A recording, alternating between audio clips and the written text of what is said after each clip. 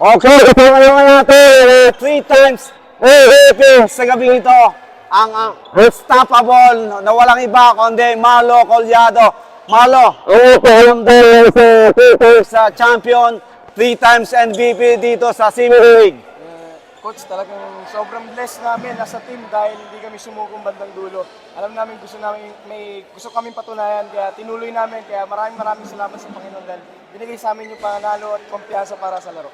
Ano mo ba, Marlo, dito sa game nito na talagang makukuha ninyo yung champion dito? Coach, siyempre, kailangan na namin maging positibo kahit iilan lang naman yung players namin.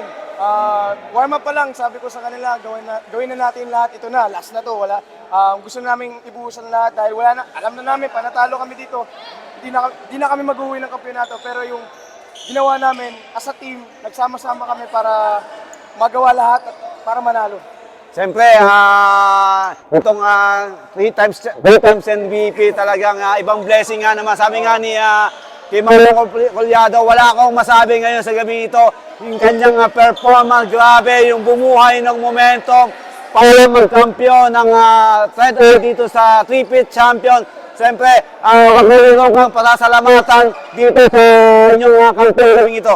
Una-una, Coach, nagpapasalamat ako sa Panginoon dahil ginabayan niya kami all throughout season. At maraming salamat sa suporta ng iBuilders, ng mga managers namin, Boss Jeff, coaches, Coach June, Coach Joji, Coach Hansel, lahat ng players.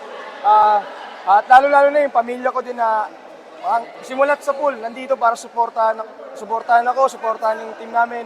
At sa lahat ng mga sumusuporta sa akin, sa mga kaibigan ko dyan mula sa Pilipinas, sa Pandibulacan. Tsaka nagpapasalamat din ako dahil sa ganitong paligan, nabibigay namin yung kaligayahan na gusto namin sa paglalaro ng basketball. Kaya nagpapasalamat din ako sa Jazzville dahil may ganito silang event at paliga para sa bawat Pilipino nandito sa Dubai na nagtatrabaho. Para sa bawat linggo nila may nangyayaring bago. Maraming salamat sa Jazzville. At yun lang po, Coach. Okay, good luck. See you sa next season Thank you, again. Coach. Thank you.